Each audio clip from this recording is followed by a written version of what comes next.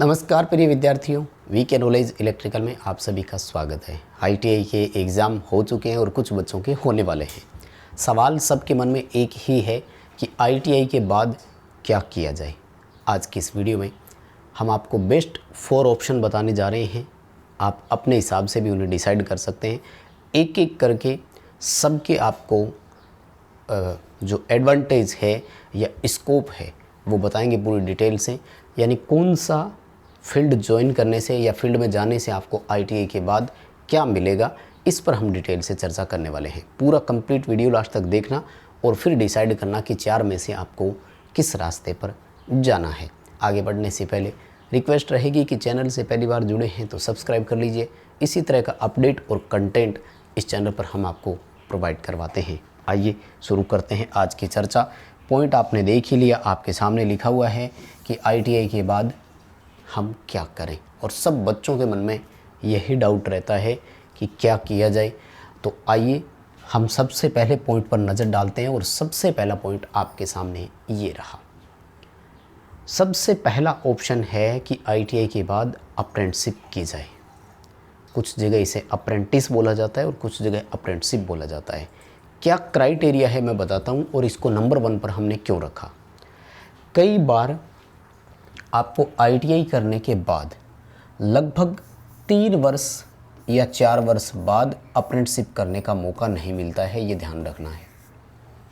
जैसे आप वर्ष 2022 के पास आउट है तो आपको वर्ष 2023, वर्ष 2024 और 25 इन 3 वर्षों तक ही मौका मिलेगा। उसके बाद अगर इन फ्यूचर आप अप्रेंटिसशिप करना चाहेंगे तो नहीं मिलेगी। पहला पॉइंट, इसलिए आईटीआई के जस्ट बाद अप्रेंटिसशिप कर लेना ठीक रहता है। पहला पॉइंट ऑफ व्यू।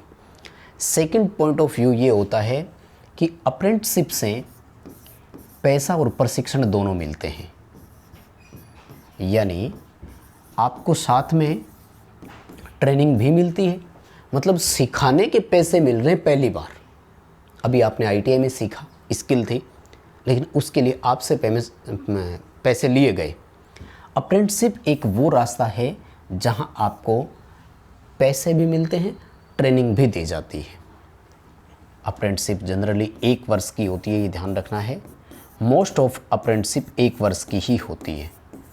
तो 1 वर्ष आईटीआई के बाद कभी भी आपको मौका मिल जाता है तो आप इसको कर सकते हैं। अप्रेंटिसशिप में आपको ट्रेनिंग के दौरान पेमेंट भी मिलेगी, अलग अलग होती है। कहाँ से करें इस पर भी मैं बात करूँगा। पैसा और प्रशिक्षण दोनों मिलते हैं आपको, और लगभग आईटीआई करने के 3 वर्ष बाद तक आपके पास अपॉर्चुनिटी रहती है, इसलिए समय रहते कर ले तो ठीक है। आईटीआई किए हुए 4-5 साल हो गए, कहीं जॉब नहीं मिली, अब अप्रेंटिसशिप करना चाह रहे हो तो बहुत मुश्किल हो जाएगा। साथ में अप्रेंटिसशिप में क्या एज लिमिट भी रहती है, लगभग 24 वर्ष तक। उसके बाद कई बार ऐसे ऑप्शंस आते हैं जिनमें 24 वर्ष से ऊपर वाले को नहीं लेते। कई बार आईटीआई पासिंग ईयर्स में प्रॉब्लम्स आ जाती है। प्रशिक्षण अवधि 1 वर्ष की होती है, यानी आपको अपनी ट्रेनिंग में 1 वर्ष का समय बिताना है, ट्रेनिंग भी मिलेगी और साथ में पैसा भी मिलेगा। बात आती है कि अप्रेंटिसशिप कहाँ से की जाए। देखो, सबसे बेस्ट जो ऑप्शन है वो तो है कि आप रेलवे से अप्रेंटिसशिप करें। हालांकि इसका एक ऑफिशियल ऑर्डर तो नहीं, लेकिन एक चर्चा चल रही है कि रेलवे लगभग 20% कोटा दे देता है अप्रेंटिसशिप को। नहीं भी दे तो एक फ़ायदा ज़रूर मिलता है, जिसमें मैं पूरी तरह से कॉन्फिडेंट हूँ, पूरे दावे से बता सकता हूँ। रेलवे अप्रेंटिसशिप वालों को ओवर एज में छूट दे देती है। अप्रेंटिसशिप आपने कर रखी और बाई चांस ओवर एज हो रहे हो तो आपको यहाँ बेनिफिट एक मिल जाता है। भर्तियों में भी कहीं ना कहीं जब नंबर बराबर रह जाते हैं तो टाई अप में प्रायोरिटी दे देते हैं। यानी जैसे आप और एक और स्टूडेंट और है, आप दोनों बच्चों के नंबर बराबर आ गए तो पहले किसको सेलेक्ट किया जाए, तो इसके लिए देखा जाता है कि अगर आपने अप्रेंटिसशिप की है रेलवे से तो फिर आपको प्राथमिकता देंगे वो, क्योंकि उनको ट्रेंड एम्प्लॉय मिलेगा ना एक। इसलिए रेलवे सबसे बेस्ट ऑप्शन होता है। फिर ये सेंटर का होता है, लेकिन कुछ वैकेंसीज़ ऐसी होती है जो वो अपनी ही अप्रेंटिसशिप मांगते हैं। जैसे एनसीएल में अगर है, नॉर्दर्न कोलफील्ड लिमिटेड में भर्ती आती है, तो वो अपनी ही अप्रेंटिसशिप मांगते हैं। उसके बाद भी अगर आप चाहें तो आप अपने किसी भी स्टेट पीएसयू से कर सकते हैं। स्टेट पीएसयू समझते हैं, पब्लिक सेक्टर अंडरटेकिंग। जैसे कोई थर्मल पावर प्लांट है वहाँ से कर सकते हैं, कोई आपका परिवहन विभाग है, वहाँ से आप कर सकते हैं। बहुत होते हैं, बहुत जगह अप्रेंटिसशिप कराई जाती है, हर एक गवर्नमेंट सेक्टर से आपको अप्रेंटिसशिप करवाई जाती है, तो आप वहाँ से अप्रेंटिसशिप जो है वो कर सकते हैं। अप्रेंटिसशिप के सबसे ज़्यादा फॉर्म इसी महीने में ओपन रहते हैं, जुलाई में। तो लगभग अब हर जगह अप्रेंटिसशिप के फॉर्म ओपन है। इसके भी समय समय पर हम कई बार वीडियोज़ आपको देते रहते हैं, तो आप वहाँ से भी टच में रहें। ये 3 बड़ी बातें थी। 1 वर्ष में कंप्लीट हो जाती है, नौकरी में इसकी कई दफ़ा मांग कर ली जाती है। फ़ायदा क्या है वही बता रहा हूँ मैं आपको। कई बार वैकेंसी ऐसी आती है जिसमें ITI प्लस अप्रेंटिसशिप वो बोल देते हैं, यानी NTC नेशनल ट्रेड सर्टिफिकेट भी हो, ITI वाला NTC कहलाता है, नेशनल ट्रेड सर्टिफिकेट होता है वो, plus NAC national apprenticeship certificate, दोनों चीज़ें कई बार मांग लेता है।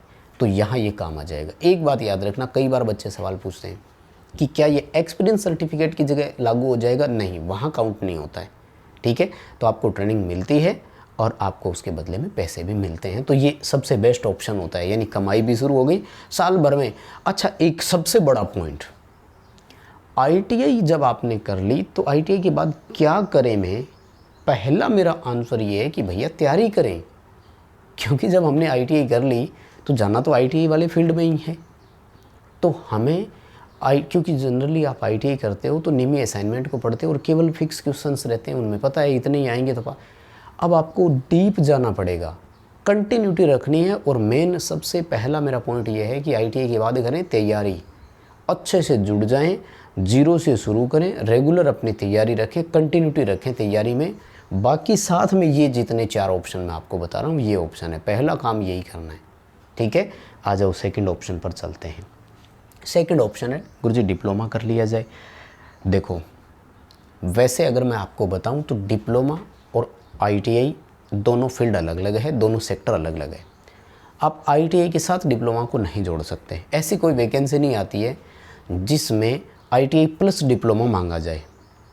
हाँ, डिप्लोमा करने से आपके पास 2 ऑप्शन हो जाएंगे, आप ITI वाली वैकेंसी में भी फॉर्म भर पाएंगे और डिप्लोमा वाली वैकेंसी में भी फॉर्म अप्लाई कर पाएंगे। लेकिन वही बात कि इसके लिए तैयारी आपको दोनों सिलेबस की करनी है, क्योंकि डिप्लोमा में ITI से कुछ इम्प्रूव्ड कंटेंट होता है, तो आपको इसमें, ठीक है।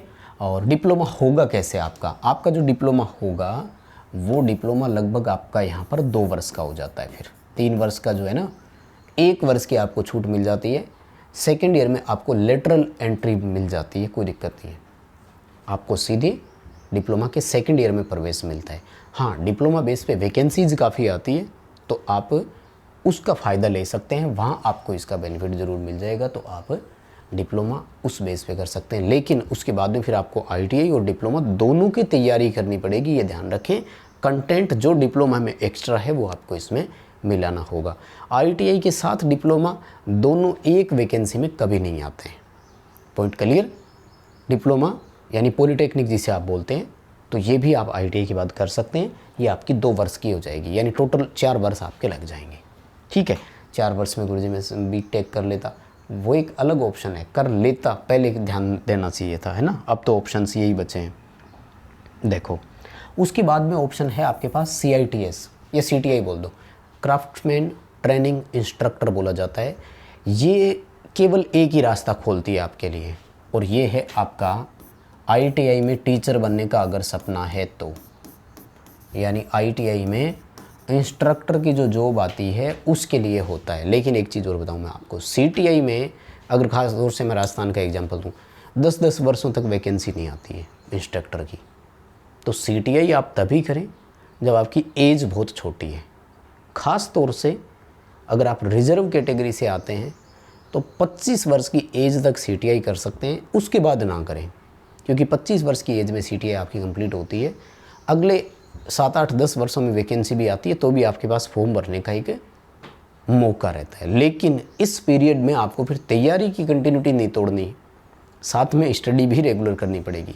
CTI के लिए केवल एक ही ऑप्शन है और कोई ऑप्शन नहीं है। गवर्नमेंट ITI में आपको इंस्ट्रक्टर की नौकरी लगनी है तो, और वो भी इंस्ट्रक्टर की वैकेंसी आएगी तब आएगी, और इसके लिए आपको कंटिन्यू मेहनत करनी होगी। अगर आप 28-30 वर्ष के हैं या 25 वर्ष क्रॉस कर चुके हैं फिर आप CTI कर रहे हैं, तो 1 वर्ष का ये CTI होता है आपका। तो 1 वर्ष इसमें लग जाता है, रिजल्ट आते आते लगभग यूँ समझ लो 2 वर्ष तो चले गए। अब अगले 5-7 वर्ष में कोई वैकेंसी नहीं है तो ओवरेज हो गई। सारी पॉइंट से सोचना है ना। इसमें वैकेंसी 5, 7, 10 सालों से ही आती है। राजस्थान में तो रिकॉर्ड है 8-8, 10-10 साल से वैकेंसीज नहीं आई है।